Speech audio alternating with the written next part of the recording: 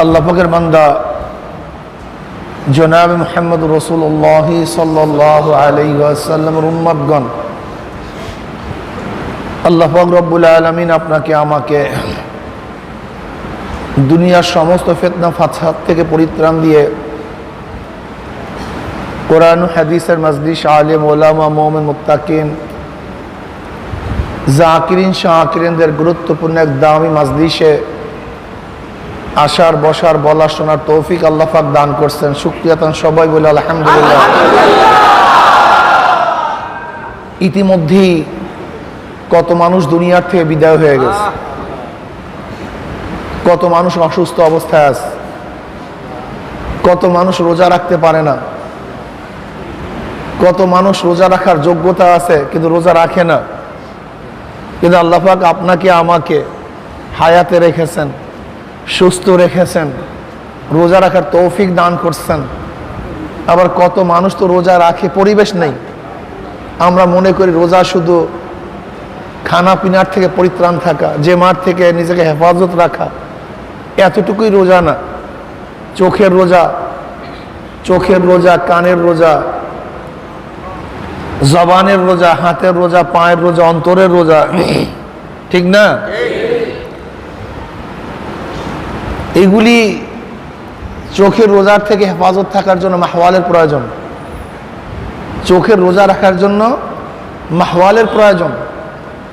চক্ষু দিয়ে এদিকে যেতেই চায়, কিন্তু এমন এক জায়গায় অবস্থান করা যেখানে চক্ষু যেদিকেই দেই না কেন কোনো গুনাহ নজরে পড়ে না, এরকম এক জায়গা নির্বাচন করা। আল্লাহ পাকের শুকর, আজকে এখানে আমরা আসি, আমাদের চোখের মধ্যে কোনো গুনাহ নজরে পড়ে না, আলহামদুলিল্লাহ। এমনিতেই চোখের রোজা হচ্ছে। এরপরে কানের রোজা, কানের রোজার জন্য মাহওয়ালের প্রয়োজন। এমন এক জায়গা অবস্থান করা যেখানে গুনার আওয়াজ কানের মধ্যে না ঢুকে। আল্লাহ পাক এখানে থাকার কারণে অনিচ্ছা সত্ত্বেও কোরআনের আয়াত, জিকিরের আওয়াজ কানের মধ্যে ঢুকে, কিন্তু গান বাজনার আওয়াজ কানে ঢুকে না। এই সামনে সাউন্ড বাড়ায় দাও।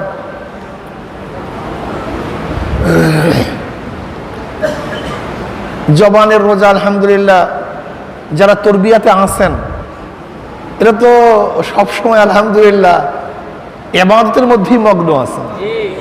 রুটিন ওয়ার্ক, একটা রুটিন ওয়াজে কাজ চলতেছে, এই সময় এইটা, এই সময় এইটা, এই সময় এইটা। তবে এখানে কিন্তু যেহেতু তরিকা সুলুকের মধ্যে আমরা আছি, একটা মানুষ কামিয়াব হওয়ার জন্য দুই পন্থার প্রয়োজন, তরিকা এশক, তরিকা সুলুক। তরিকা এশক, এশকের আগুন কলের মধ্যে জ্বালায়া দেওয়া, লাগায়া দেওয়া। আগুনের তাসির কি? আগুন নিজেই থাকবে, অন্য কাউকে থাকতে দিবে না। তো এশকের আগুন যখন কলবের মধ্যে লাগিয়া যায়, তখন গায়রুল্লাহকে জ্বালাইয়া একমাত্র আল্লাহর ওজুদকে প্রতিষ্ঠিত করে। লা ইলাহা ইল্লাল্লাহ, নাই নাই, কেউ নেই, সব বাদ। ইল্লাল্লাহ, একমাত্র আল্লাহ, আল্লাহ, সবই আল্লাহ, সবই, সব কিছু আল্লাহর জন্য। অন্তর থেকে গায়রুল্লাহকে দূর করা, আল্লাহর ওজুদকে প্রতিষ্ঠিত করা, এটা জিকির, এলমে মারিফাত, এলমে এশক, এলমে মুহাব্বত। মুহাব্বতের আগুন, এশকের আগুন যখন কলবে লাগিয়া যায়, তখন আল্লাহ ব্যতীত তার অন্তরের মধ্যে আর কিছু বাকি থাকে না। যে দার দেখতাও হুমাই, তু হি তু হয়, তু হি তু হয়, তু হি এক হালাত। তবে এখানে শুধু তরিকা এশকের মধ্যে একটু ভেজালও আছে, সতর্ক থাকতে হয় খুব বেশি। আমি দেখছি আমার নজরে যাদের মধ্যে এশক, মুহাব্বত গালেব, মোহাব্বত বৃদ্ধি পায়, তাদের মধ্যে সাধারণ নিয়ম কানুন মানতে চায় না। এটা মোহাব্বতের তাসির। তখন যদি মানার থেকে একটু গাফেল হয়ে যায়, এই ব্যক্তিগুলি গুমরা হয়ে যায়। এই গুমরা হবেই, কোনো সন্দেহ নেই। যখন কারোর মধ্যে হালাত তারি হয়, হালাত আসে, তখন তার উচিত বেশি বেশি শায়েখের সাথে সম্পর্ক রাখা, বেশি বেশি দেখা করা, বেশি বেশি কাছে যাওয়া, বলা আমার এই অবস্থা সেই অবস্থা। কিন্তু দেখবেন অনেকেই আছে তখন নিজেকে অনেক বড় মনে করে, নিজে বুঝতে যে তারা বুঝবি কি, অমুক কি তমুক কি, এ বোঝার কোনো ক্ষমতা নাই। এটাও শয়তানের ওয়াসওয়াসা, এটা শয়তানের ওয়াসওয়াসা। দেখেন নামাজের মধ্যে আপনি দাঁড়াইছেন, আপনার অনিচ্ছায় আহ উ হতেই পারে, চিল্লান হতেই পারে, এটা আশ্চর্য হওয়ার কিছু নেই। অনিচ্ছা হতেই পারে, অনিচ্ছায় কাশি আসে না, অনিচ্ছায় হাসি আসে, এই হাসি আসে না, আসতেই পারে। আচ্ছা যদি ইচ্ছে করে কেউ কাশি দেয় নামাজ থাকবে? কিন্তু অনিচ্ছায় যদি কাশি দেয় কোনো সমস্যা আছে? যদি অনিচ্ছায় কাশি দেয় সমস্যা আছে? ইচ্ছায় কাশি দেয়, দেখেন এই মাসালা সহজ। ইচ্ছা কইরা কাশি দিছেন কি নামাজ শেষ, অনিচ্ছায় দিছেন নামাজের সমস্যা হয়নি। অনিচ্ছায় আহ বের হতে পারে, বের হতে পারে, নামাজ নষ্ট হয়নি। কিন্তু যখনই প্রথম তো চিল্লান দিছেন অনিচ্ছায়, কিন্তু দ্বিতীয়টা দিছেন ওইটার ইত্তেবায় অনুসরণে, এখন কি অবস্থা আপনি বলেন? এখন বলেন তো কত সতর্ক থাকা উচিত? আপনিই ফতুয়া দেন, আপনিই বলেন একটু ভুলের কারণে নামাজটা শেষ হয়ে গেছে, আর আপনি বলছেন আমার নামাজ আছে। এখন বলেন তো কত সতর্ক থাকা চাই নামাজের মধ্যে যাদের হালাত হয়, এখন বলেন তো তাদের কত সতর্ক থাকা চাই?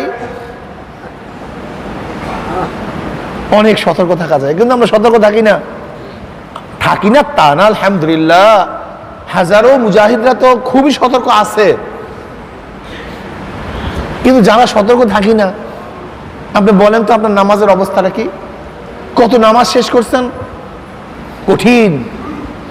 এর জন্য খুব বেশি বেশি সোহবাতে থাকা আসা দরকার, বেশি বেশি মানা দরকার, আর আল্লাহর কাছে বেশি বেশি দোয়া করা উচিত। আল্লাহ এমন হালাত আমার মধ্যে তারই না হোক যা নামাজের ক্ষতি হয়, এমন হালাত তারই না হোক। এটা খুব খেয়াল রাখা চাই ভাই, খুব খেয়াল রাখা চাই। কিন্তু যখন আমার মধ্যে হালাত চলে আসে তখন এই বয়ানগুলিও মানতে চাই না, এটা আর এক সমস্যা। তখন আর এক সমস্যা মারাত্মক, তখন নসিহাত মানতে চাই না, নসিহাত কাজে লাগে না।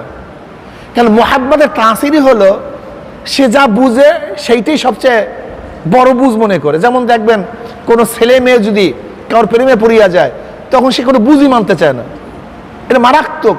এটা মুহাব্বতের একটা খাসিয়াত, এটা মুহাব্বতের চরিত্র। যে মানতে চায় না সে ধ্বংস হয়, যে মানে সে রক্ষা পায়। কথাটা বুঝতে পারি নাই? যে মানতে চায় না সে ধ্বংস হয়, যে মানে সে কামিয়াব হয়, রক্ষা পায়। এটা খাসিয়াত, মানতে চায় না।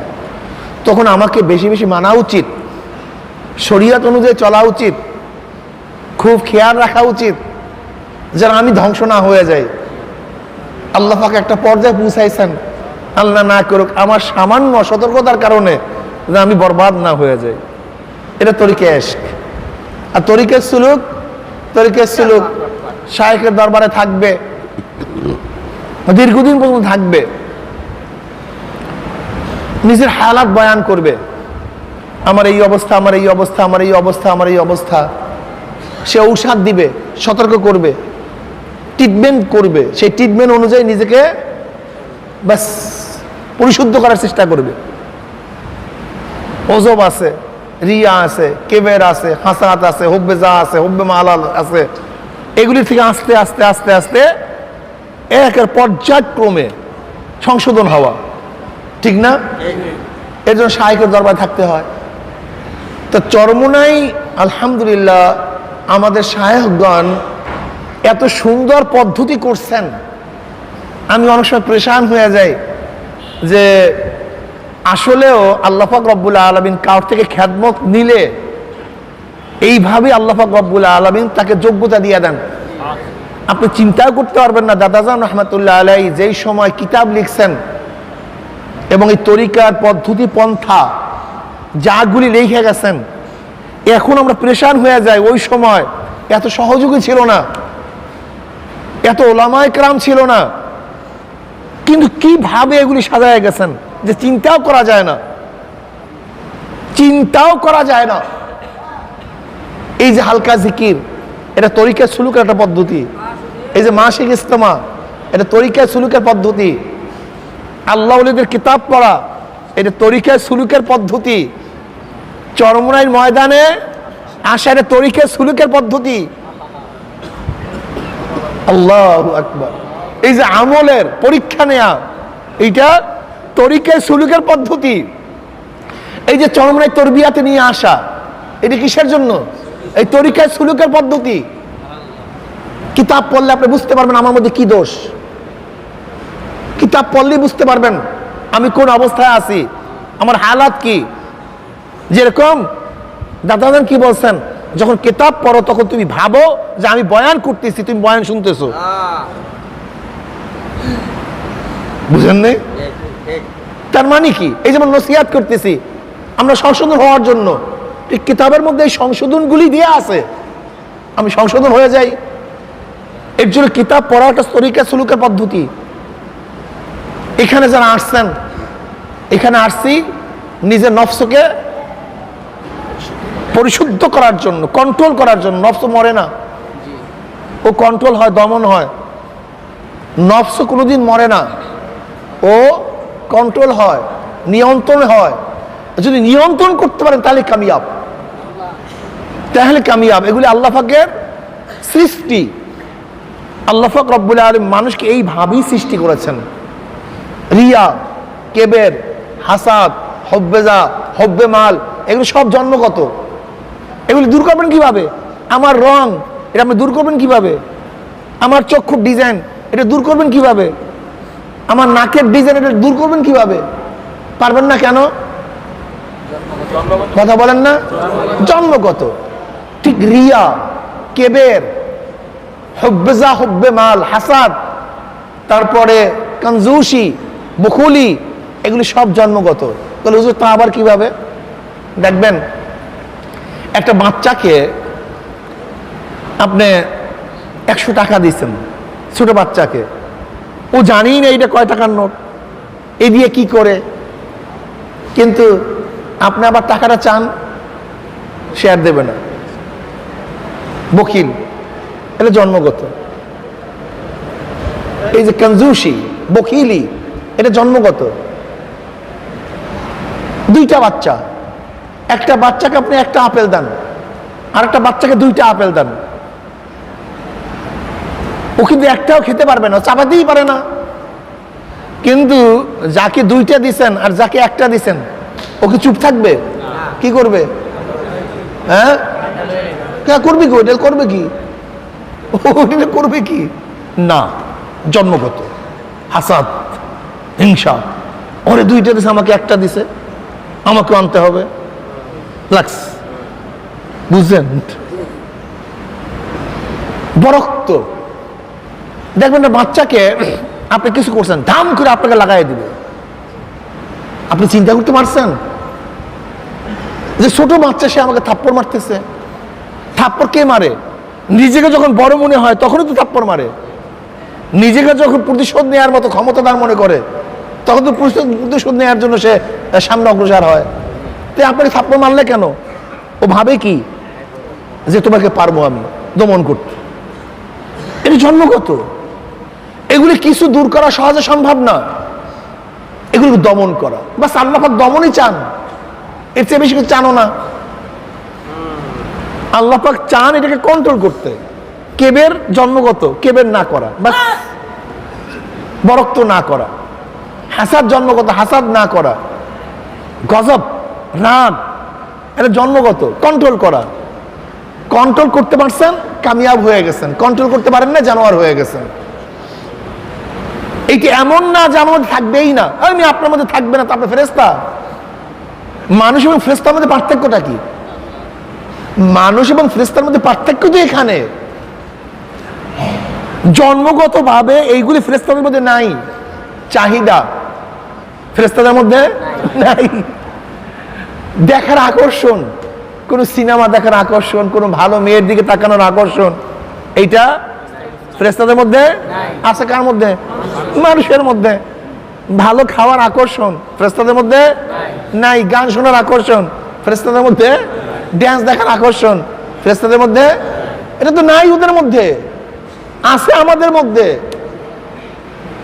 আল্লাহ পাক এইভাবেই আমাদেরকে সৃষ্টি করেছেন, ওদের মধ্যে নাই, আমাদের মধ্যে আছে। আল্লাহ পাক রব্বুল আলামিন তার কুদরতে 3 ধরনের মাখলুকাত সৃষ্টি করছেন। কয় ধরনের? নাম্বার 1 ফেরেশতা, নাম্বার 2 জানোয়ার, নাম্বার 3 মানুষ। ফেরেশতা, জানোয়ার, মানুষ। না ভাই কি বলেন তো, কি জানি? আল্লাহ পাক ফেরেশতা সৃষ্টি করছেন, তার মধ্যে চাহিদা দান করেন নাই, প্রবৃত্তি নাই, প্রবৃত্তি নাই, জ্ঞানের সীমা সংখ্যা নাই, জ্ঞানী আর জ্ঞানী, লেকিন চাহিদা নাই, প্রবৃত্তি নেই। আল্লাহ পাক জানোয়ার বানাইছেন, তার মধ্যে প্রবৃত্তি আছে, চাহিদা আছে, কিন্তু জ্ঞান নাই, হুবা উল্টা। কিন্তু কি আছে? শুধু চাহিদা, শুধু চাহিদা, কিন্তু কি নাই? জ্ঞান নাই, প্রবৃত্তি, জ্ঞান নেই। উভয় সমন্বয় মানুষ। দেখছেন অবস্থাটা? উভয় সমন্বয় আল্লাহ পাক মানুষকে বানাইছেন, চাহিদাও আছে, হ্যাঁ, কি আছে? জ্ঞানও আছে, চাহিদাও আছে। ফেরেশতা জ্ঞানী, চাহিদা নাই, প্রবৃত্তি নেই। জানোয়ার প্রবৃত্তি আছে, কি নাই? জ্ঞান নাই। উভয় সমন্বয় মানুষ। যেই মানুষটা তার প্রবৃত্তিকে কন্ট্রোল করতে পারবে, চাহিদাকে কন্ট্রোল করতে পারবে, লোভ আছে, মনে চায়, জানোয়ারেরও মনে চায়, কিন্তু কন্ট্রোল নেই জানোয়ারের। যেমন জানোয়ার বলছে, জানোয়ারকে বলছে মালিক, খবরদার, এই তুই এই এলাকার ঘাসগুলি খাবি না, এই ধান খাবি না, এগুলো অন্যের, আমার এই খ্যাত, এইগুলি সব এইগুলো খাবি। কিন্তু যখনই সুযোগ পাবে কোনো নসিহাতে কাজ হবে না, ও পাইছে তো, হালাল না হারাম এই খবর তার মধ্যে নেই, ঠিক না? ব্যাস মেজাজ খারাপ হয়েছে, রাগ বাঁচছে তো গুথা দিয়া পেট ফাইয়া ফেলাইছে। কেন ফাটতেছি, কেন করতেছি, এই জ্ঞান ওর মধ্যে নাই। যৌনতা আসছে তো যে কোনো জায়গায়, বাস এটা কি মাঠ না ঘাট না হালাল না হারাম, এর টেনশন তার মধ্যে, শুধু চাহিদা। ফেরেশতার মধ্যে এগুলি একটাও নেই। খাওয়ার চাহিদা নাই, দেখার চাহিদা নাই, যৌনতা নাই, কিচ্ছু ওদের মধ্যে নেই না। উভয় সমন্বয়। চাহিদা নাই তা না, আছে, কিন্তু আকল দিয়ে কন্ট্রোল করা, এইটা বৈধ কি বৈধ না, উচিত কি উচিত না, যাব কি যাব না, ব্যাস এই লাগছে। নাই তা না, খাওয়ার চাহিদা আছে, আবার আকল বলতেছে হালাল না হারাম। দেখার চাহিদা আছে, আকল বলতেছে বৈধ কি বৈধ না। আমার হাত দিয়ে কোনো কিছু করার ক্ষমতা আছে, উচিত কি উচিত না। পাও দিয়ে কোনো দিকে হাঁটার ক্ষমতা আছে, যাব কি যাব না। এই আকলের সাথে সবসময় টক্কর লাগিয়েই থাকে, সবসময় দ্বন্দ্ব চলতে থাকে। কি চলে কি চলে না ভাই বলেন? সবার সাথে চলতে থাকে সবসময়। তাহলে এই যে টক্কর লাগছে, এই দ্বন্দ্ব লাগতেছে, দ্বন্দ্ব চলতে থাকে। এখানে যে কামিয়াব হয়ে যায় নফসের উপরে, সেইটা ওয়ালাকাদ কাররামনা বনি আদম, সে সবচেয়ে দামি হয়ে যায়। ওয়ালাকাদ কাররামনা বনি আদম সবচেয়ে দামি হয়ে যায়। কেমন দামি জানেন? ফেরেশতারা যেখানে যেতে পারে না, সেখানে মানুষ যেতে পারে। ফেরেশতাদের চেয়েও দামি হয়ে যায়, এত মারাত্মক। আল্লাহ পাক তাদের মধ্যে এত ক্ষমতা দান করেন, এত ফজিলত দান করেন, এত উচ্চ মাকাম দান করেন। দুনিয়ার মধ্যে আল্লাহ পাক রব্বুল আলামিন তাদেরকে অনেক মাকাম দান করেন, অনেক মাকাম দান করেন, ঠিক না? ওমর ইবনে খাত্তাব রাদিয়াল্লাহু তাআলা আনহু, কি অবস্থা! সুবহানাল্লাহি ওয়া বিহামদি। মদিনার মিম্বারে খুতবা দেন, সিরিয়ায় কমান করেন, ইয়া সারিয়াতুল জাবাল, ইয়া সারিয়াতুল জাবাল, এই সারিয়া পাহাড় দিকে তাকাও। অথচ মদিনায় কমন চলতেছে সিরিয়ায়, অথচ সিরিয়া আওয়াজও চলে গেছে। কি অবস্থা, চিন্তা করা যায়। পানির মধ্যে চিঠি মারে, চিঠি পড়তে দেরি, নীল নদীর মধ্যে পানি ফোয়ারা সৃষ্টি হইতে দেরি করে না। অবস্থা বুঝেন। ভূমিকম্প হয়েছে মদিনার মধ্যে, ওমর ইবনে খাত্তাব রাদিয়াল্লাহু তাআলা আনহু লাঠি দিয়ে আঘাত করছে, থাম, অমনি বুক উঠে গেছে। কি বুঝলেন? মারাত্মক অবস্থা।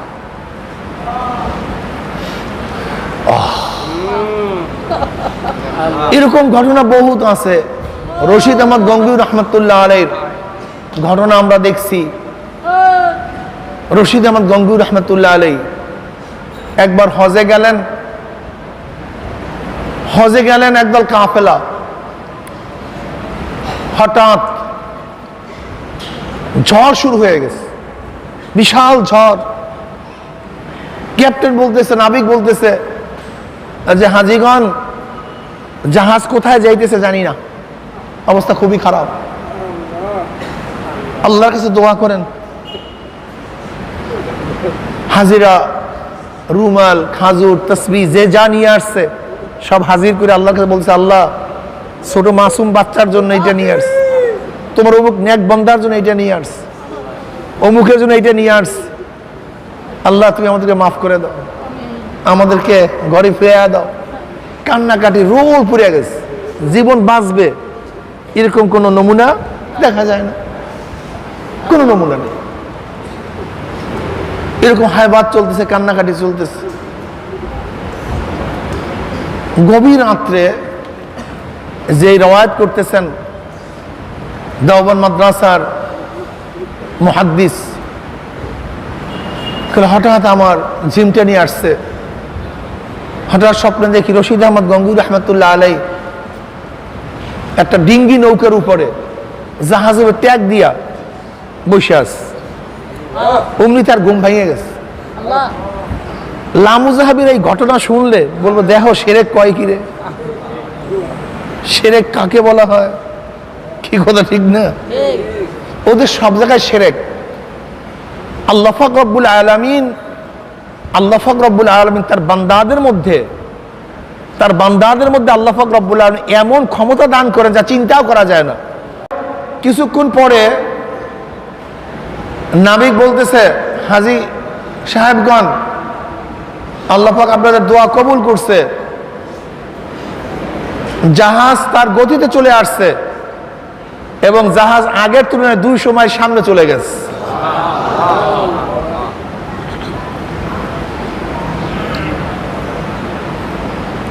এর জন্য যে যত বেশি নফসকে কন্ট্রোল করতে পারবে সে তত কামিয়াব হয়ে যাবে। সবাই তো মানুষ, কিন্তু বেলাল হাবশী রাদিয়াল্লাহু তাআলা আনহুর এই মর্যাদা কেন? নবী আলাইহিস সালাতু ওয়াস সালাম মেরাজের রজনীতে সামনে সামনে আওয়াজ পাইতেছেন।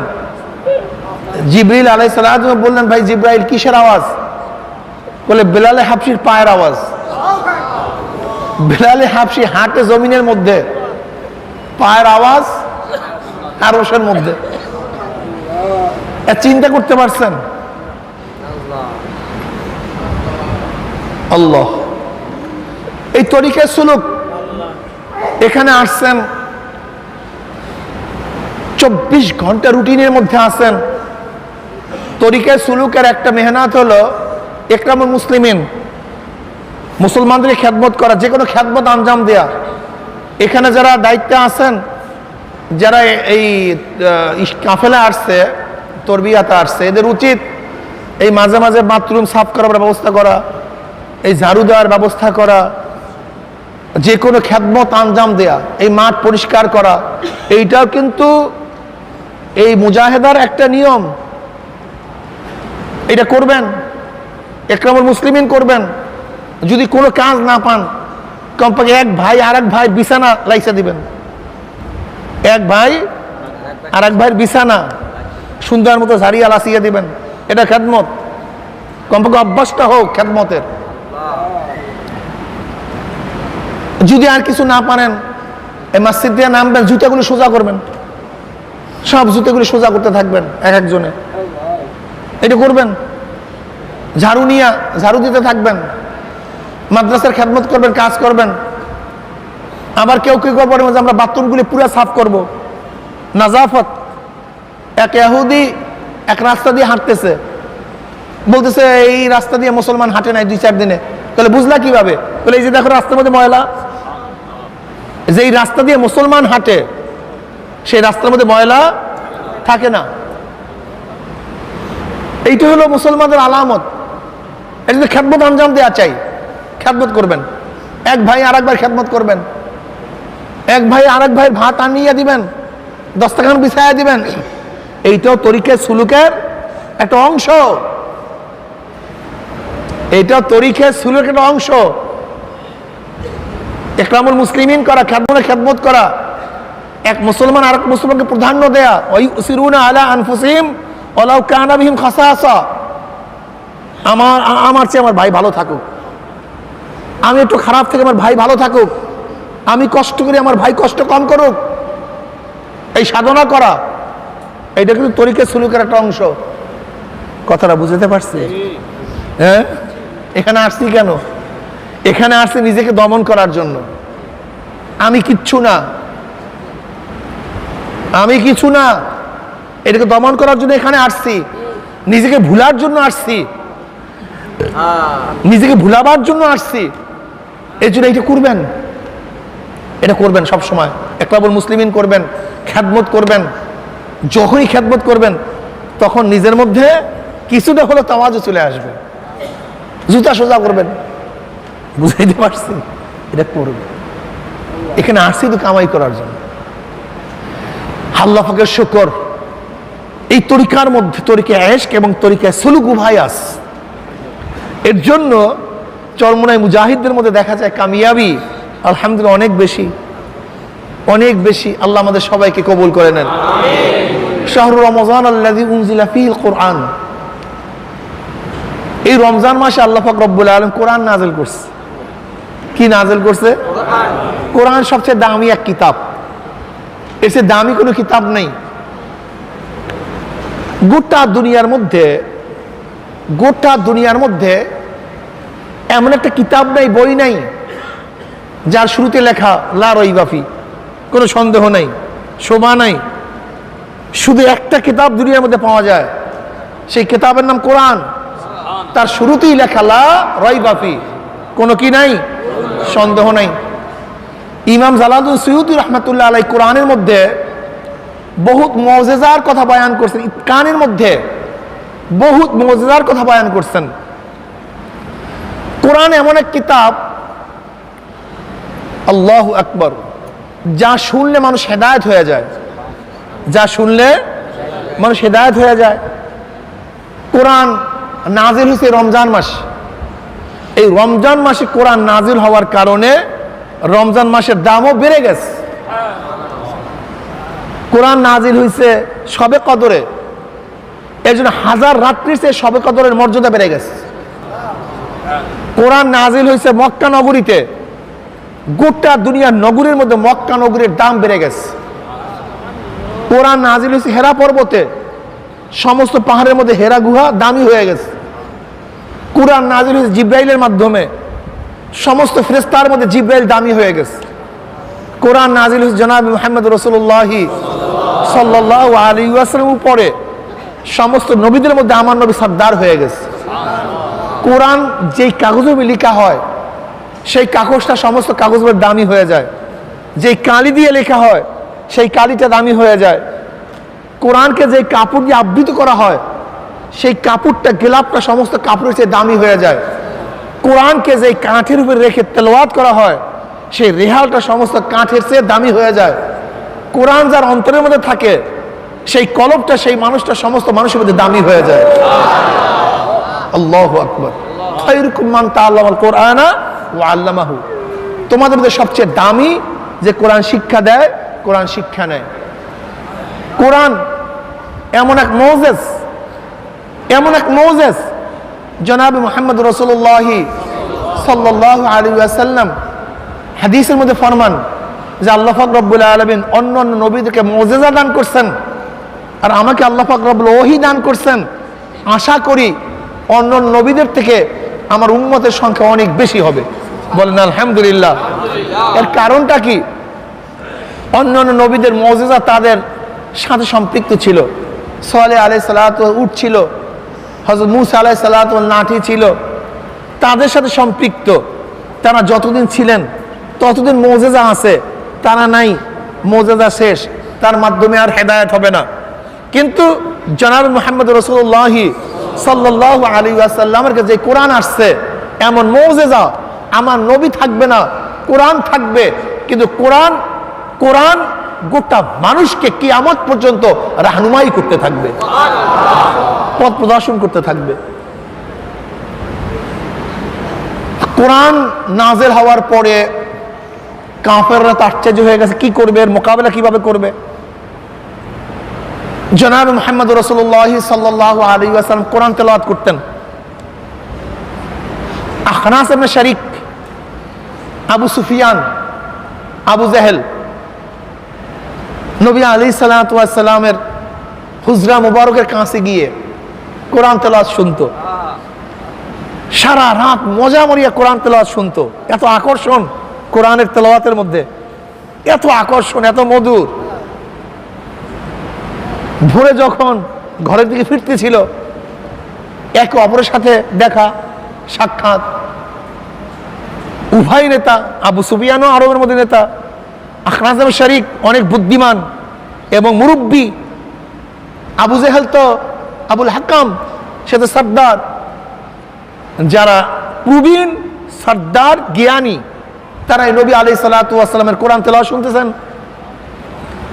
এখন আপসের মধ্যে পরামর্শ করতেছে, দেখো যদি আমরা নবী মুহাম্মদের কোরআন তেলাওয়াত শুনি, এটা যদি সাধারণ মানুষ দেখে তাহলে কাউকে ফিরানো যাবে না। আজকে আমরা উভয় প্রতিজ্ঞাবদ্ধ হই যে না, আমরা নবী মুহাম্মদ সাল্লাল্লাহু আলাইহি ওয়াসাল্লাম কোরআন তেলাওয়াত শুনবো না। বাস পরের দিন প্রত্যেকে চিন্তা করছে, যেহেতু ওয়াদা করছি কোরআন শুনবো না, আজকে আবু সুফিয়ান আসবে না। আবু জাহেল চিন্তা করছে আজকে আবু সুফিয়ান এবং আখনাস আসবে না। আখনাস চিন্তা করছে আজকে আবু সুফিয়ান আর আবু জাহেল আসবে না। আবু সুফিয়ান চিন্তা করছে আবু জাহেল আসলে আখনাস আসবে না। প্রত্যেকের জায়গার থেকে চিন্তা করছে অমুকে আসবে না, আমি যাব, অমুকে আসবে না, আমি যাব। যখন রাত্র অন্ধকার হয়ে আসছে, প্রত্যেকের জায়গার থেকে আমার নবীর ঘরের কিনারায় গিয়া দাঁড়ায় গেছে। আর আমার নবী কোরআন তেলাওয়াত করা শুরু করছে। মজা মারিয়া কোরআন তেলাওয়াত শুনতেছে, খুব মজা মারিয়া শুনতেছে। ব্যাস যখন সোফে সাহাদে পরিষ্কার হয়ে যাবে, ভাগা শুরু করছে। একটার সাথে আর একটা টক্কর লাগছে। কিরে, আমি তো আবু সুফিয়ান। আবু জাহেল বলছে, তোমাকে বললাম না আসবা না। আবুল হাকাম, ফাইজলামি করবি না, তুইও তো নিয়াত করছিস আসবি না, তুইও তো শপথ করছিস আসবি না, তাই তুই আসবি কেন? তুই আমাকে বলস, তুই আসছিস কেন? বুঝেন না? আখনাস বলতেছে তুমি আসছো কেন, তুমি আমাদেরকে বাধা দাও। এখন উভয় বলতেছে এতে হবে না, এতে কাজ হবে না। আখনাস সবচেয়ে মুরব্বী ছিল, সে লাঠি ভর দিয়া আবু সুফিয়ানের কাছে গেছে, গিয়া বলতেছে আবু সুফিয়ান, মুহাম্মাদের উপর যা আসছে এ ব্যাপারে তোমার অভিমত কি? তুমি কি বলো? তুমি যে ধারণা করো আমি একই ধারণা করি, যে মুহাম্মদ যে কোরআন তেলাওয়াত করে এটা ঐশ্বিক এক গ্রন্থ, এটা মানুষের বানানো হতে পারে না। এবার আখনাস আবার লাঠি ভর দিয়া আবু জাহেলের কাছে গেছে, গিয়া বলছে আবুল হাকাম তোমার কি ধারণা? বলে দেখো শোনো, বনি আব্দুল মানাফের সাথে বনি আব্দে মানাফের সাথে বংশক্রমে তাদের সাথে আমাদের সাথে সম্মান এবং ইজ্জত এর লড়াই চলতেছিল। খুব ভালো মতো বুঝবেন, একজন আরেকজনকে গ্রহণ করতে না পারার কারণটা কি। বংশক্রমে তাদের সাথে আমাদের সাথে মর্যাদার লড়াই চলতেছিল। তাদের মধ্যে সেকায়া আছে, আমাদের মধ্যে সেকায়া আছে। তারা মানুষকে পানি পান করায়, আমরাও মানুষকে পানি পান করাই। তাদের মধ্যে সাকাওয়াত আছে, আমাদের মধ্যে সাকাওয়াত আছে। তারা মানুষকে দান করে, আমরা মানুষকে দান করি। তাদের দারুণ নদওয়া আছে, আমাদের দারুণ নদওয়া আছে। তাদের মধ্যে যোদ্ধা আছে, আমাদের মধ্যেও যোদ্ধা আছে। মর্যাদার লড়াইতে আমরা উভয় যখন সমানে সমানে চলতেছিলাম, উভয় ঘোড়া ঝানুগুলি পরস্পরের মধ্যে স্পর্শ করতেছিল, সমানে চলতেছিলাম। হঠাৎ করে তারা বলতেছে আমাদের মধ্যে নবী আসছে, কিন্তু আমাদের মধ্যে নবী নেই। কাজে মর্যাদার লড়াইতে তারা আমাদের সাথে আগায় গেছে। কাজে আমি কোনোদিন তাকে মানব না। কি বুঝলেন? ইয়ারিফুনাহু কামা ইয়ারিফুনা আবনাআহুম।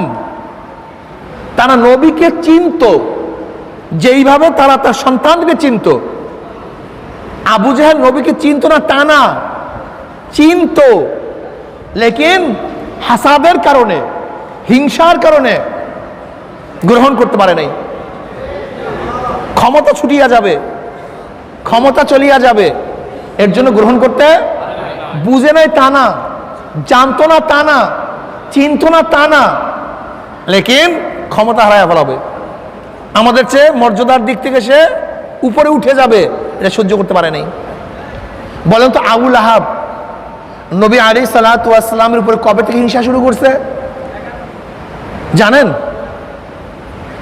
দেখেন আবু লাহাবও কিন্তু নবী আলাইহিস সালাতু ওয়াস সালাম চাচা, আবু তলেবও তার চাচা। সরদার দু আলম আলাইহিস সালাতু ওয়াস সালাম ছোট ছিলেন।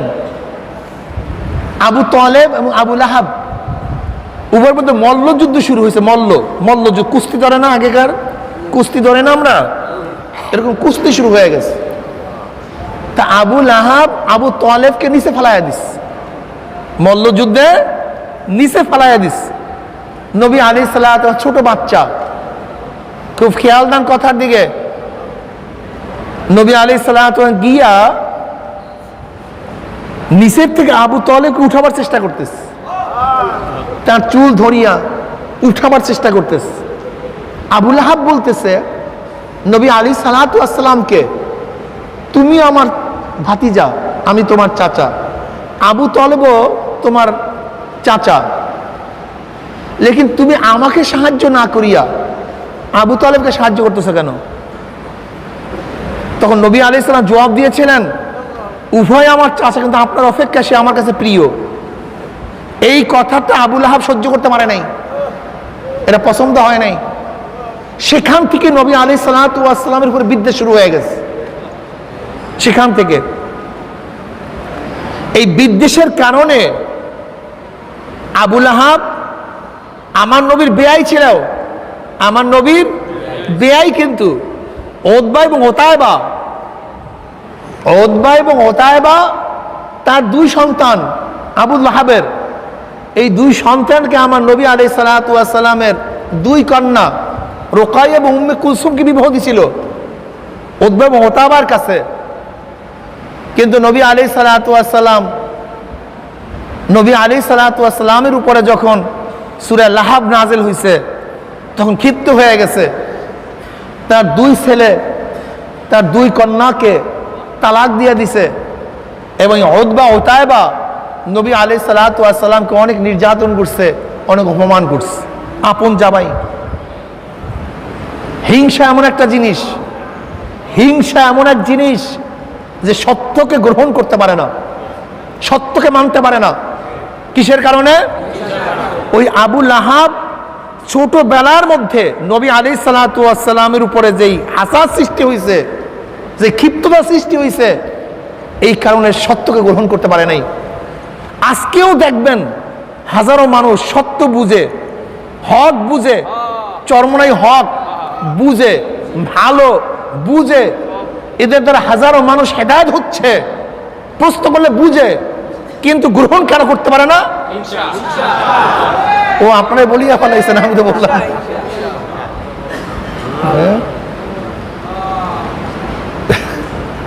আবু লাহাবের জন্য কিন্তু আল্লামা সুয়ুতী রহমাতুল্লাহ আলাইহি খাশাইশুল কুবরার মধ্যে হাদিস নিয়ে আসছেন।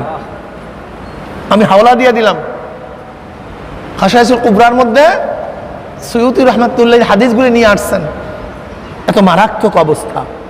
হাসান সত্যকে কবুল করতে পারে না, সত্যকে গ্রহণ করতে পারে না। আর যখন আপনার মধ্যে আমার মধ্যে হাসাদ থাকবে, মনে করতে হবে আমিও এবং আপনিও সত্যকে গ্রহণ করতে পারবো না। মনের মধ্যে নিয়াত থাকতে হবে, যার মাধ্যমে ইসলামের খেদমত হোক, দ্বীনের খেদমত হোক, আল্লাহ পাক যেন তাকে কামিয়াব করে দেন। কাকে হিংসা করবেন? কি হিংসা করবেন? আমি আহলুস সুন্নাত ওয়াল জামাতের সমস্ত আকীদার লোকদেরকে বলবো, যাদের সাথে দেওবন্দের নিসবত আছে, আমি ওই সমস্ত বন্ধুদেরকে বলবো, হে আমার দোস্ত, হে আমার বন্ধু, অবস্থা খুবই সঙ্গীন, অবস্থা খুবই মারাত্মক। তুমি কি দেখেছো ঢাকা ইউনিভার্সিটিতে এই রমজান মাসে ইসলামের উপরে মৌলবাদীদেরকে নিয়ে, মুসলমানদেরকে নিয়ে যেইভাবে কটূক্তি করা হয়েছে তা সহ্য করা যায় না। তুমি দেখছো এই রমজান মাসে? হ্যাঁ,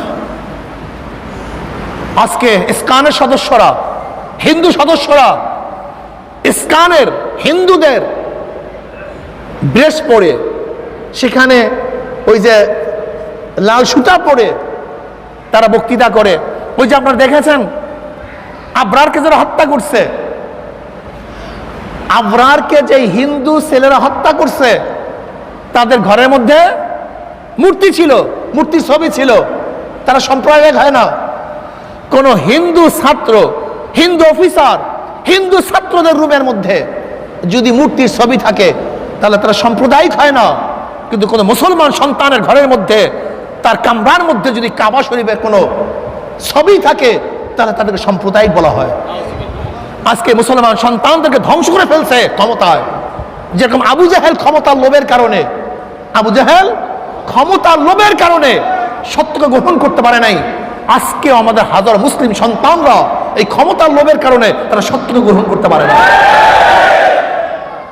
আল্লাহু আকবার, আল্লাহ মাফ করে দেও। আপনারা জানেন ক্ষমতা কি জিনিস? আবু জাহেল ইয়ারিফুনাহু কামা ইয়ারিফুন আবনাহুম, আমার নবীকে চিনতো যেইভাবে তারা তার সন্তানকে চিনে।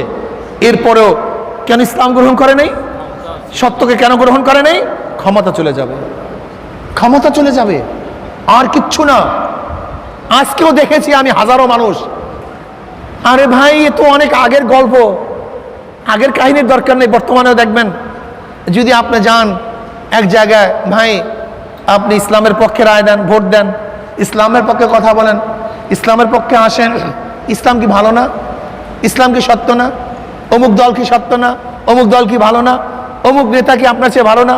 অমুক ক্যান্ডিডেট কি যেই ক্যান্ডিডেটের সাপোর্ট করেন তার চেয়ে ভালো না? বলবো হ্যাঁ ভালো। তাই ঘটনা কি আপনি গ্রহণ করেন না কেন? অমনি সে ফাওরান জবাব দিবে, ভাই আমি তো অমুক দলের একটা পোস্ট হোল্ড করি। দেখেন ফাওরান জবাব দিবে, আমি অমুক দলের অমুক ওয়ার্ডের পোস্ট হোল্ড করি। কি পোস্ট? আমি অমুক ওয়ার্ডের অমুক ইউনিটের সভাপতি, অমুক দলের অমুক ইউনিটের সেক্রেটারি, অমুক দলের অমুক ইউনিটের সাধারণ সম্পাদক, সাংগঠনিক সম্পাদক। দেখেন খুব ভালো মতো বুঝেন, হক বুঝছে কিন্তু গ্রহণ করতে পারে নাই কেন? ক্ষমতা। সভাপতিগিরি ক্ষমতাটা কি? ওয়ার্ডের, ইউনিয়নের না, ওয়ার্ডের সভাপতি, ছোট্ট এক ক্ষমতা। হক বুঝছে, গ্রহণ করতে। আচ্ছা ওই ব্যক্তি যদি ইউনিয়নের সভাপতি হইতো, ইউনিয়নের সেক্রেটারি হইতো, তাহলে হক গ্রহণ করা কঠিন হইতো না সহজ হইতো? কি আপনারা বুঝেন না কথা? আরো। আচ্ছা যদি থানার হইতো, হ্যাঁ, যদি জেলার হইতো, যদি বিভাগের হইতো, যদি দেশের হইতো, কেন গ্রহণ করতে পারে না? কারণটা কি? যদি প্রাইম মিনিস্টার হইতো, প্রেসিডেন্ট হইতো, তখন অবস্থা কি হতো জানেন? একদিকে আল্লাহকে দেখা যায়, ওই যে দেখা আল্লাহ দেখা যায়, ওই আল্লাহ দেখা যায়, এদিকে ক্ষমতা, একবার আল্লাহ একবার ক্ষমতা। আল্লাহকে ধরতে গেলে ক্ষমতা, তখন কি বলবে? আল্লাহ পরে দেখবো, না আগে ক্ষমতা ঠিক করে নিয়ে। আপনি দেখেন না, হাজারো মানুষ হক বুঝে না তা না, হাজারো মানুষ হক বুঝে না তা না, দুইটা কারণে হককে গ্রহণ করতে পারে না। কয়টা কারণে বলেন? এই পেট পিট, লোভ এবং ভয়, দুইটা, আর কিচ্ছু না। কি ভাই? লোভ আর ভয়। লোভ, আমার ক্ষমতার লোভ, আমার সেক্রেটারির লোভ, সভাপতির লোভ, চান্দার লোভ, অমুকের লোভ, এমপির লোভ, মিনিস্ট্রির লোভ। লোভ আর একটা ভয়, জেলে যাব, মাইর খাবো, অত্যাচারিত হব, জুলুমের শিকার হব। এই দুই কারণে মানুষ হককে গ্রহণ করতে পারে না। দুই কারণে হক বুঝে না তা না। আজকেও দেখবেন মুসলমান সন্তানদের জবান থেকে ইসলামের বিরুদ্ধে যে কথা বের হয়, মুসলমানের সন্তান তুমি দল করো ঠিকই, কিন্তু ইসলামকে বাদ দিও না। মুসলমানের সন্তান দল করো ঠিকই, কিন্তু আলেমদেরকে গালি দিও না। আজকে মুসলমানের সন্তানদের মুখের কথা শুনলে চিন্তাও করা যায় না, মুসলমানের সন্তান আসলে তো মুসলমানের সন্তান কিনা আমি জানি না, নাম মুসলমান, কিন্তু ওর কথাবার্তার মধ্যে যে বক্তৃতা করে মুসলমানের সন্তানরা এক সেকেন্ডের জন্য তার ঈমান থাকার কথা না। ক্ষমতার লোভ এত মারাত্মক, এত মারাত্মক। কি হবে ক্ষমতা? তুমি কি দেখো নাই হাইকোর্টের মাজারে গিয়া দেখো কত ক্ষমতাসীনরা শুয়ে আছে, সেখানে কুকুর পায়খানা করে, সিগাল পায়খানা করে, নামও কেউ নেয় না। আর ইয়ারউদ্দিন খলিফা সাহেব রহমতুল্লাহ আলাইহি কোনো ক্ষমতাবান ছিলেন না, আজও তার জন্য সবাই দোয়া করে। হ্যাঁ, তুমি ক্ষমতার পাগল হয়ে গেছো, ইসলাম ছেড়ে দিচ্ছ, ইসলামের কটূক্তি করছো, ইসলাম তোমার কাছে ভালো লাগে না। আজকে আমরা কি দেখেছি? বাংলাদেশের বুকে নতুন ভাবে ওই মুদির এবং বিজেপির সদস্যরা বাংলাদেশের সাম্প্রদায়িক দাঙ্গা লাগাবার চক্রান্ত করতেছে। দেখবেন প্রায় ওই মুদির যারা সদস্য আছে, বিজেপি যারা সদস্য আছে, ইসলামের কটূক্তি করবে, ইসলামের কটূক্তি করবে। নওগাঁতে বোরখা পরার কারণে বাংলাদেশের বুকে মুসলিম মেয়েদেরকে আঘাত করবে, সহ্য করা যায় না। চিন্তা করেন, এসব সাম্প্রদায়িক দাঙ্গা সৃষ্টি করার চক্রান্ত চলতেছে, এ দেশকে যুদ্ধ বাজাবার জন্য চক্রান্ত করতেছে। মুসলমান সতর্ক হও, আর নিজেরা গালি দাও, কটূক্তি করো। আমি তোমাদের হাতেও ধরি, পায়েও ধরি, আমি তোমাদের হাতেও ধরি, পায়েও ধরি। যাদের আকীদা আহলে সুন্নাত ওয়াল জামাতের আকীদা, দেওবন্দের সাথে নিসবত আছে, কেউ কারোর উপর গালি দিও না, বিদ্বেষ রাখিও না। অবস্থা খুবই সঙ্গীন। তুমি কি দেখেছো এই রোজার মধ্যে আমাদের মুসলিম সন্তানদের মাথার মধ্যে ইসলামের কি বিদ্বেষ ঢুকানো হয়েছে? তাদের বক্তৃতা শুনছো, তোমার রক্ত ঠিক থাকবে না, সেই অবস্থা চলতেছে। এই জন্য অনুরোধ করি, পায়ে ধরি, হাতেও ধরি, আপুসের মধ্যে মিল মোহাব্বত পয়দা করার চেষ্টা করো, বারবার বৈঠকের চেষ্টা করো, লেকিন বিদ্বেষ রাখিও না। বিদ্বেষ রাখা ঠিক হবে না, কেউ বাঁচতে পারবে না, বাঁচার সুযোগ কাউর হবে না। এই দেশকে গ্রাস করার জন্য চক্রান্ত চলতেছে, খুব সতর্ক থাকো।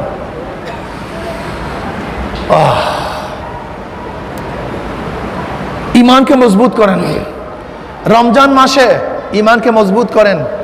দুনিয়া কিছু না, দুনিয়া কিছু না,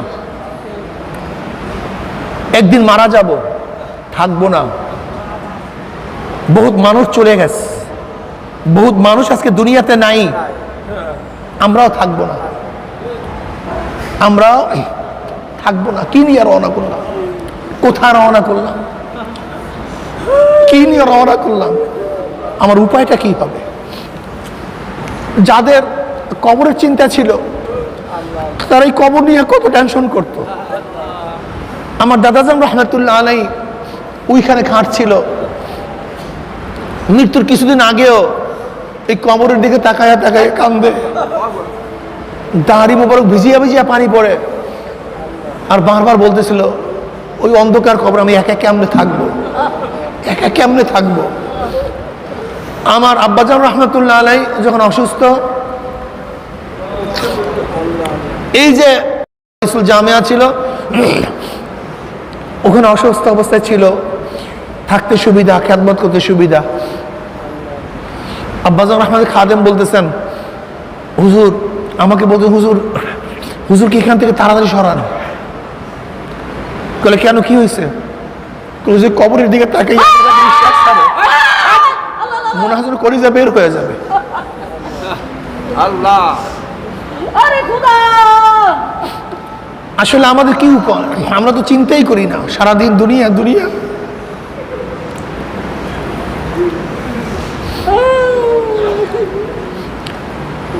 আমাদের সবসময়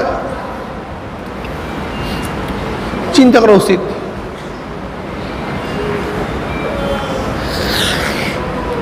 ইয়া আইয়ুহাল্লাযীনা আমানু তাকুল্লাহা ওয়াল তানজুর নাফসুম মা কদ্দামাত লিগাদিন ওয়াত্তাকুল্লাহ।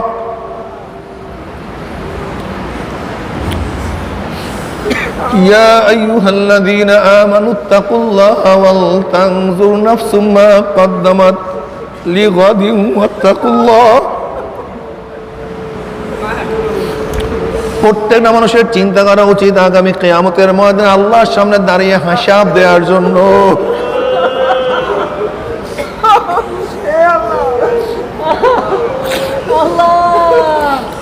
ওয়াল তানজুর নাফসুম মা কদ্দামাত লিগাদিন ওয়াত্তাকুল্লাহ।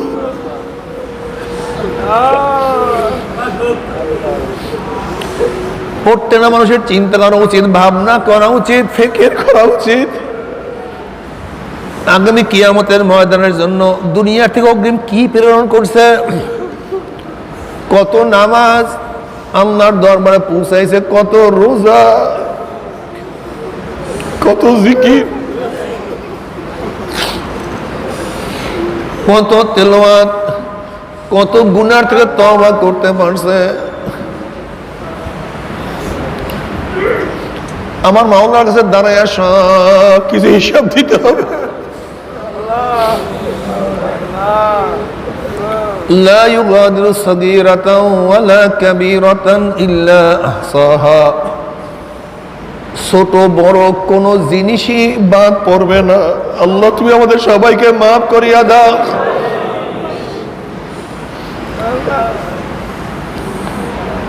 ছোট বড় সব কিয়ামতের ময়দানে সব কিছু হাজির হয়ে যাবে।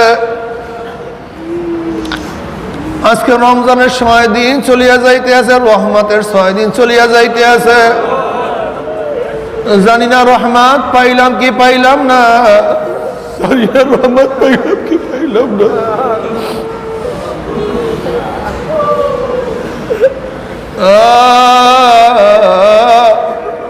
নবী আলাইহিস সালাতু ওয়াস সালাম ফরমান, যার উপর রমজান মাস চলিয়া গেল, এই রমজান মাস পাইয়াও নিজেকে জাহান্নাম থেকে নাজাত দিতে পারলো না, জাহান্নাম থেকে নিজের নামটা কাটাইতে পারলো না, ওর উপরে আল্লাহ পাকের লানত। জানি না গুনাহ খাতা মাফ করাইতে পারলাম কি পারলাম না। যদি গুনাহ খাতা মাফ না করাইতে পারি, তোমার সে আমার সে বড় হতভাগার কেউ নাই। তোমার সে আমার সে হতভাগার কেউ হইতে পারে না। মাওলা রে, ও আমার মাওলা রে, গুনাহ খাতা মাফ না করাইয়া কাউকে ডাক দিও না।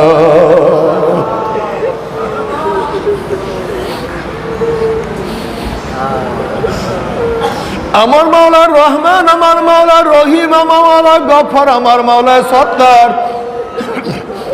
সাবাকাত রহমাতি আলা গজাবি, সাবাকাত রহমাতি আলা গজাবি। আমার মাওলা হাদিসে কুরসির মধ্যে ফরমান, আমার রহমত আমার রাগের উপর দান্য পেয়ে গেছে, আমার রহমত আমার রাগের উপর দান্য পেয়ে গেছে। ও বান্দা, তুই গুনাহ করছো, যত গুনাহ করছো, যদি তওবা করার মতো তওবা করতে পারো, তওবা করতে দেরি আমি মাওলা মাফ করতে এক সেকেন্ডও দেরি করব না। আমার মাওলা এত মেহেরবান, আমার মাওলার সে কেউ বড় মেহেরবান হইতে পারে না। আমার মাওলা ডাক দেন, কুল ইয়া ইবাদিয়াল্লাযীনা আসরাফু আলা আনফুসিহিম লা তাকনাতু মির রাহমাতিল্লাহ, লা তাকনাতু মির রাহমাতিল্লাহ, লা তাকনাতু মির রাহমাতিল্লাহ, ইন্নাল্লাহা ইয়াগফিরুয যুনুবা জামিয়া। বান্দারে, তওবা করার মতো তওবা করতে পারো, আমি মাওলা তোদেরকে মারুম করব না। আল্লাহ, আল্লাহ তুই আমাদের সবাইকে মাফ করিয়া দাও, বাবারে গুনাহ থেকে তওবা করো।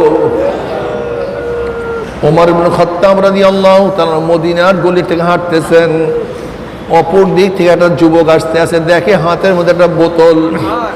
ওমর ইবনে খাত্তাব রাদিয়াল্লাহু বুঝছেন ওই বোতলের মধ্যে মদ হবে, আসলে মদ ছিল। যুবক তো বাগের সামনে পড়িয়া গেছে, ওমরের সামনে পড়িয়া গেছে। যে ওমরকে দেখলে শয়তান পর্যন্ত রাস্তা ছাড়িয়া পলাইয়া যাইতো, ওমরের সামনে হাতের মধ্যে মদ, উপায় নাই, আজকে আর বাঁচতে পারবো না।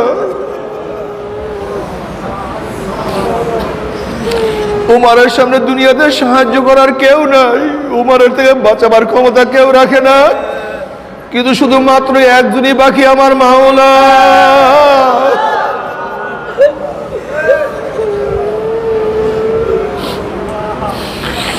যুবক মনে মনে আল্লাহকে বলে, মাওলা রে, উমার থেকে আজকে বাঁচার কোনো সুযোগ নাই, কেউ আমাকে বাঁচাতে পারবে না, তুমি ছাড়া উপায় দেখি না মাওলা রে। আজকে তো উমারের থেকে তুমি আমাকে বাঁচাইয়া দাও, তুমি উমারের থেকে নাজাত দিয়া দাও। আমি নিয়াত করলাম, আমি ওয়াদা করলাম আর কোনোদিন মদ পান করব না। আল্লাহ পাক রব্বুল আলামিনের কাছে তওবা করার সাথে সাথে আমার মাওলা তার তওবাকে কবুল করিয়া ফেলাইছে। উমর ইবনে খাত্তাব রাদিয়াল্লাহু তাআলা যুবকের কাছে গিয়া বলেন, হে যুবক, তোর হাতের মধ্যে কি? যুবক বলছে, আমার হাতের মধ্যে সেরকা। উমর ইবনে খাত্তাব রাদিয়াল্লাহু তাআলা যখন বোতলকে কায়েদ করছে, দেখে বোতলের মধ্যে মদ নাই, সমস্ত মদ সেরকা হইয়া গেছে। যেই মাওলা উমরের থেকে নাজাত দেওয়ার জন্য সমস্ত মদকে সেরকা বানাইয়া ফেলাইছে, সেই মাওলার কাছে তওবা করার মতো তওবা করতে পারি, আমার মাওলার সমস্ত গুনাহকে নেক বানাইয়া ফেলাইবে। আল্লাহ, আমার মাওলা সমস্ত গুনাহকে নেকের দ্বারা পরিবর্তন করিয়া দিবে। বাবার রমজান মাসের 6 দিন চলিয়া যাইতে আছে, রহমতের 6 দিন চলিয়া যাইতে আছে। জানি না রহমত পাইলাম কি পাইলাম না, জানি না গুনাহ খাতা মাফ করাইতে পারলাম কি পারলাম না। আজকে এক তো রমজান মাস, আবার জুমার দিন, আবার রোজাদারকে সঙ্গে নিয়ে জাকিরিন শাকিরিন উলামায়ে কেরামদের সঙ্গে নিয়ে আজকে মাওলার কাছে দোয়া করো, মাওলা রে,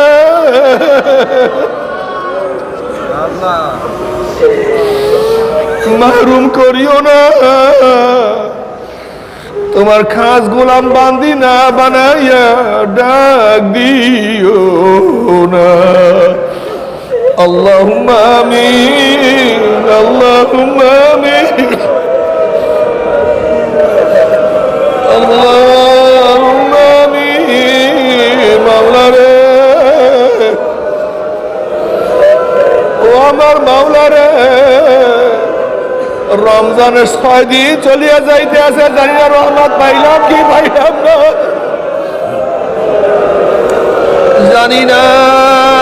জানি না রহমত পাইলাম কি পাইলাম না। আল্লাহ গোটা দুনিয়াকে রহমত দ্বারা পরিপূর্ণ করিয়া দাও। আল্লাহ গোলা মাখলুককে রহমত দ্বারা পরিপূর্ণ করিয়া দাও। আল্লাহ গোটা মানুষকে রহমত দ্বারা পরিপূর্ণ করিয়া দাও। আল্লাহ গোটা মুসলমান মুমিনকে রহমত দ্বারা পরিপূর্ণ করিয়া দাও। মাওলা রে, আমাদের রহমত নাজিল করো। আল্লাহ আমাদের আওলাদ রহমত নাজিল করো। মাওলা হে, আমার ছোট ভাই বাচ্চা অসুস্থ, আহমদ রহমত নাজিল করো, ওকে পরিপূর্ণ সুস্থ করিয়া দাও। মুসাদ্দিক ভাইয়াকে পরিপূর্ণ সুস্থ করিয়া দাও। যারা অসুস্থ পরিপূর্ণ সুস্থ করিয়া দাও। যাদের পরিবার পরিজন অসুস্থ পরিপূর্ণ সুস্থ করিয়া দাও। মাওলা, আমাদের কলব অসুস্থ, আমাদের কলবকে সুস্থ করিয়া দাও। আমাদের কলবকে সুস্থ করিয়া দাও। আমাদের কলব সুস্থ করিয়া দাও।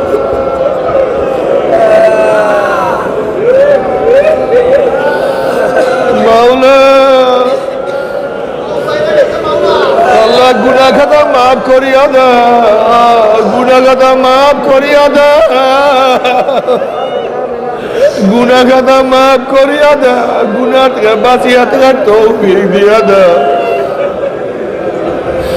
আল্লাহ তোমার জমিনে তোমার হুকুমত, ইসলাম হুকুমত কায়েম করে দাও। আল্লাহ যতদিন জিন্দা ইসলামে জিন্দা রাখিও।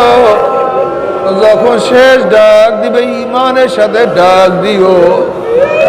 আল্লাহ আসমানে গজব জমিনে গজব থেকে হেফাজত করো। আল্লাহ আসমানে গজব জমিনে গজব থেকে হেফাজত করো।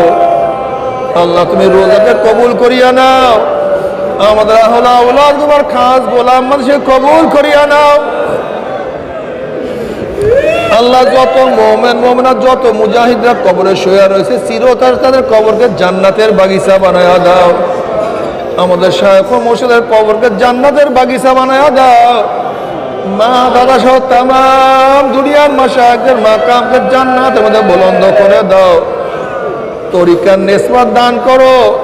তোমাদের ওলিদের রুহানি ফয়েজ দান করো। আল্লাহ তোমার মারিফতের নূরের বাতি আমাদের কলবের মধ্যে জ্বালায়া দাও।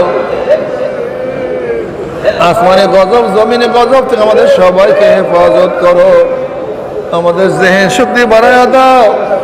সহি ইলম অর্জন করার তৌফিক দিয়া দাও। সহিভাবে আমল করার তৌফিক দিয়া দাও। রব্বিরহামহুমা কামা রাব্বায়ানি সগীরা। ওয়া সাল্লাল্লাহু তাআলা আলা খায়রি খালকি মুহাম্মাদ ওয়া আলিহি ওয়া আসহাবিহি ওয়া আজওয়াজিহি ওয়া আতবাইহি আজমাইন। আরহামনা মাহুম برحمتك